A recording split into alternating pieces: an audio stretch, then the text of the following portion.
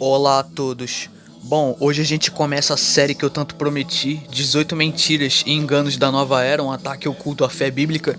Já vou pedir aqui de antemão, antes de começar o vídeo, que vocês compartilhem bastante esse vídeo com o máximo de pessoas possíveis. Deixem seu like se vocês gostarem e ajudem a divulgar esses vídeos dessa série, porque vai ser muito interessante. Eu já vou criar uma playlist, certo?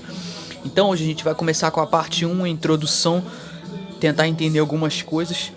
E o vídeo de hoje e os próximos serão bem interessantes. Então vamos lá, vamos por partes. Então eu vou apresentar um material, é um texto, certo? Então vamos lá. É um texto do Robert Pye.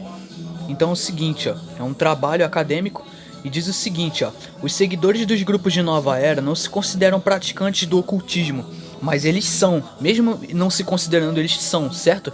Neste trabalho de pesquisa, ele apresenta aquelas que ele considera as piores mentiras contadas por esses grupos e as ameaças que representam a fé bíblica, certo? A nossa fé.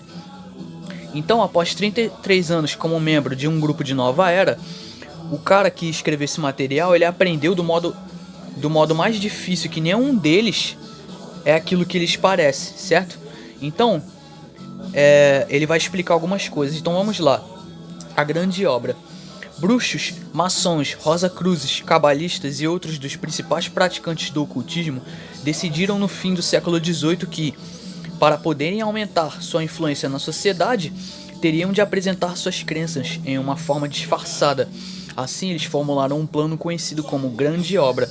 Implementando a Grande Obra, eles esperavam atrair os cristãos a aceitarem as crenças que, se fossem apresentadas em sua verdadeira forma, seriam rejeitadas imediatamente como satânicas.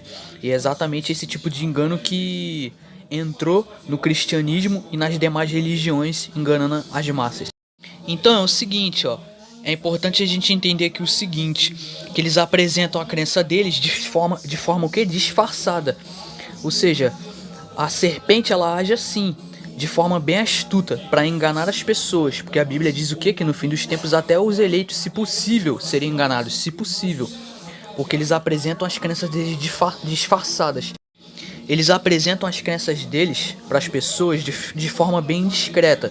Então a gente tem que saber reconhecer isso e saber reconhecer o engano, ter discernimento, certo? Pois bem. Então, a Grande Obra levou a muitos modos inovadores de propagar as ideias ocultistas. Entre eles estavam a hipnose, ou mesmerismo, espiritismo, a Sociedade Teosófica de Helena Blavatsky e a antroposofia e as escolas Waldorf de Rudolf Steiner, a Wicca, evolução darwiniana, psicologia freudiana, a Sociedade de Pesquisas Psíquicas e o patrocínio dos estudos acadêmicos para investigar o paranormal. Muitas obras influentes foram canalizadas a partir de fontes demoníacas por marionetes humanas que se ofereceram para o serviço. Essas marionetes então incluíram Helena Blavatsky, uma ocultista que é bastante, vamos dizer assim, tem bastante influência, é bastante adorada por esse pessoal aí de nova era. Também Alice Bailey, Rudolf Steiner, Aleister Crowley, que já falei aqui no canal, Joan Grant, Edgar Cayce, e o Ron Hubbard também, Paul Twitchell e outro rapaz aqui. Então, especialmente influentes foram as obras de Madame Blavatsky, com base nas quais a maior parte das ideias do movimento de nova era está baseada no trabalho dessa moça aqui. O plano que está por trás da Grande Obra também incluía a criação de igrejas pseudo-cristãs para afastar os verdadeiros cristãos dos ensinos genuinamente bíblicos, afastar os cristãos, o verdadeiro povo remanescente das verdades bíblicas. Então essas igrejas incluíam o mormonismo, fundado por Joseph Smith, um maçom praticante, e as Testemunhas de Jeová, uma organização fundada por Charles Taze Russell, E também o cara é um maçom de alto nível, e a obra de Edgar Cayce, também se enquadra neste grupo, pois ele se propunha a ser um seguidor de Cristo, na visão dos caras, quando na verdade, então o cara se considerava um seguidor de Cristo, mas quando na realidade estava canalizando ideias demoníacas, completamente divergentes dos ensinos bíblicos, certo? Então, o profeta adormecido, entre aspas, era um porta-voz para a heresia e a enganação, embora ele mesmo não reconhecesse isto. Neste sentido, ele diferia de Blavatsky e Crowley, que estavam plenamente conscientes de sua conexão com o Lúcifer, né, com o adversário. O plano também incluía um amplo ataque à fé bíblica tradicional. Homens de persuasão protestantes foram atraídos a ingressarem em lojas maçônicas locais, geralmente sob o pretexto de que isto os ajudaria em sua ascensão social e na formação de conexões empresariais. Os resultados foram espetaculares. Por exemplo, virtualmente toda a liderança da Convenção Batista do Sul dos Estados Unidos é agora controlada pelos maçons, certo? Como diz aqui. Bom, aqui alguns trabalhos de Helena Blavatsky, ó, estudo de ocultismo, certo? Alguns dos trabalhos que ela compilou, aqui ó, Rosa Cruzes, Ocultismo e Cabala, né? De Helena Blavatsky, né? Teosofia Clássica. Olha aqui, ó, Mágica Negra da Ciência. Então, ó, isso aqui que o pessoal chama de ciência. Vai prestando atenção, certo? Pois bem. Então tá aqui, ó, Reminiscências de Blavatsky, A Doutrina Secreta. Eu não tenho nenhum desses livros aqui, nunca li nenhum desses livros e nunca vou ler, não tenho interesse nenhum. E eu não recomendo também ninguém se interessar por essas coisas aqui, ó. A Doutrina Secreta, Síntese da Ciência, Religião e Filosofia. Pois bem, então não recomendo ninguém a se interessar por essas coisas aqui. Então vocês puderam perceber que é isso aqui que o pessoal chama de ciência, certo? Pois bem, então, pra gente ficar ligado. Então, aqui diz que uma abordagem diferente foi seguida com os católicos. Uma nova deidade foi apresentada a eles, né? Quer dizer, foi apresentada a eles, a Rainha dos Céus. A elevação da Mãe Terreal, né, do Messias, ao status de uma deusa foi realizada em 1854, a adoração a Maria, né? Então, quando o Papa declarou oficialmente que Maria nasceu completamente sem pecado e viveu em um estado de absoluta perfeição durante toda a sua vida, colocando-a virtualmente no mesmo nível do Salvador. Isto foi reforçado por outra declaração papal formal em 1950, e de que Maria ascendeu fisicamente aos céus, na visão dos caras, né, na visão pagã deles. Então, como a adoração a Deus é central no paganismo e na feitiçaria, isto foi uma grande realização, né, entre esses caras. Isso faz parte do grande engano. É por isso que a gente vê ao nosso redor hoje em dia pessoas adorando qualquer tipo de coisa, adorando a árvore, adorando vaca, adorando imagem, adorando Maria, adorando qualquer coisa, menos adorando menos. Muitos adoram políticos, mas o que realmente deve ser adorado, que é o Criador dos céus e da terra, elas não adoram, percebe? Percebe como o mundo vai se encaminhando para esse lado? Pois bem, o ocultismo disfarçado como nova era. Então, o fundador da cientologia, Ron Hubbard, que eu já falei anteriormente em alguns vídeos passados, era um satanista praticante, né? E tentava fazer demônios poderosos se manifestarem por meio de uma série de ritos mágicos cerimoniais que ele realizava com o famoso satanista Jack Parsons, que trabalhou na NASA. Já falei desse cara também em alguns vídeos passados. O próprio Parsons estudou magia sob a direção do mais notório praticante de magia negra do século XX, Aleister Crowley, né? Nada mais nada menos que ele, durante o ritual de magia, né? Então, durante esse ritual, Crowley tornou-se possesso pelo demônio Horus durante uma viagem, ao Egito em 1904. Esse demônio chamou a si mesmo desse nome aqui, que eu não vou pronunciar, porque eu não sei se tem algo maligno aí, certo? Então, ao longo de um período de vários anos, o demônio fortaleceu seu controle até que teve Crowley sob seu total controle. Trabalhando com Crowley por meio de técnica ocultista conhecida como canalização, o demônio produziu diversas obras importantes sobre magia negra, incluindo o Livro da Lei e o Livro das Mentiras. Desde então, esses livros satânicos têm sido consultados avidamente pelos estudantes do ocultismo, né? A maioria das pessoas que estão começando a estudar ocultismo se interessam por essas obras feitas por esses ocultistas pesados, certo? Tiveram bastante destaque na nossa história.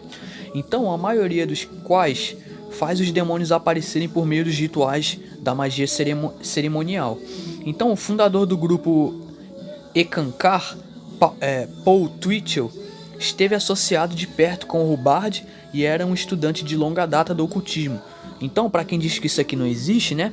Pra quem diz que essas coisas é tudo fantasia, etc e tal, é tudo lorota, Twitchell plagiou todos os seus ensinos a partir de uma variedade de fontes, principalmente o caminho Radha Swami, né? Também chamado de Sant Mate, o caminho dos santos. Então, do norte da Índia, certo? Então, enquanto ele afirmava repetidamente que eles eram totalmente originais e que ele tinha sido escolhido para revelá-los, um crítico de longa data do Ekankar, o professor David Lane, descreveu Twitchell como um mentiroso patológico, certo? Pois bem. Bom, então tá aqui, ó. Faça o que tu queres, né? Que tudo há de ser da lei, né? Que é a lei do satanista Aleister Crowley, né? Ame a lei, tá escrito aqui, e aqui tá escrito Agente Secreto 666, Aleister Crowley, né? O ocultista que trabalhou para a inteligência britânica. Uau! Então o cara trabalhou para a inteligência britânica. Vai vendo.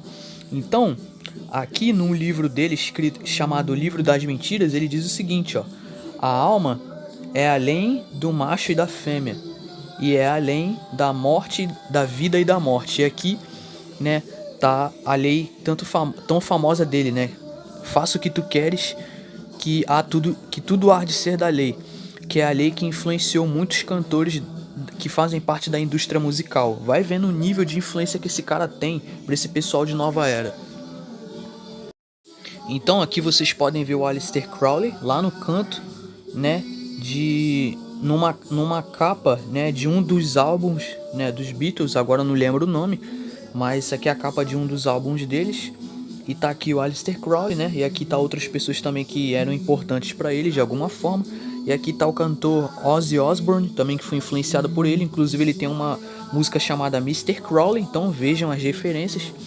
Então aqui diz que a Wicca não é nada mais que a feitiçaria demoníaca tradicional, apresentada de uma forma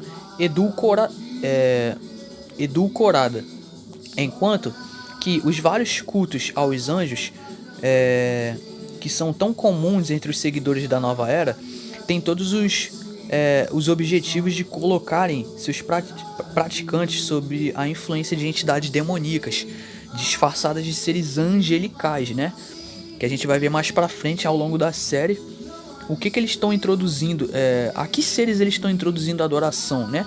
Pois bem, então eles já estão começando a condicionar as pessoas mentalmente já há muito tempo a aceitar esses seres aqui. Porque uma lavagem cerebral, galera, entendam uma coisa, uma lavagem cerebral, ela leva tempo. A doutrinação, ela leva tempo, ela não é feita da noite pro dia, ela é feita num período de longo prazo. E, infelizmente, por incrível que pareça, dá certo. Então, desde muito tempo atrás, eles já estavam preparando o terreno para quando esse momento, para quando o tempo certo chegasse, certo? Então, eles já, vamos dizer assim, já acostumavam as pessoas, a população mundial há muito tempo, certo? Então, toda a lavagem cerebral, ela demora tempo para ser feita. Então, eles já preparavam o terreno há muito tempo atrás, e a gente vai ver mais para frente qual o engano que está por trás disso, qual o propósito maléfico que eles têm por trás da adoração a esses deuses pagãos e essas entidades que são vistas como seres bons, né, seres de luz, né, entre aspas. Então é o seguinte, ó, Reiki, né, é apresentada como uma modalidade oriental de terapia de cura, quando na verdade é um caminho de iniciação cujos praticantes canalizam uma força ocultista que é potencialmente prejudicial. Os livros Um Curso em Milagres e O Poder do Agora, que são ambos promovidos por celebridades televisivas inclusive, como Oprah Winfrey, né, são profundamente ocultistas. Entretanto, o conteúdo ocultista deles é muito claramente disfarçado, inclusive. Muitos cristãos acreditam erroneamente que possam estudar esses livros sem serem afetados de forma adversa. Além disso, eles são informados que os livros são compatíveis com a fé bíblica, e na verdade não são. A verdade é que eles não são. O Deus tratado em ambos os livros é Lúcifer. A grande obra tem sido muito bem sucedida, e ela fez milhões de pessoas descendentes a aceitarem uma variedade de crenças e práticas que as levam para longe da proteção onipotente do nosso Messias, certo? Então, os seguidores mais zelosos que praticam meditação, contemplação, visualização criativa ou cura espiritual estão indo mais longe ainda, expondo-se às influências sobrenaturais que são demoníacas em sua origem e potencialmente muito perigosas, certo? Pois bem. Bom, então é isso. Muito obrigado a todos que me acompanham. Como eu falei, deixem o like se vocês gostarem e compartilhem com o máximo de pessoas possíveis. O próximo vídeo é a parte 2, né? O próximo vídeo é a força e os anjos caídos, né? Adoração aos anjos caídos.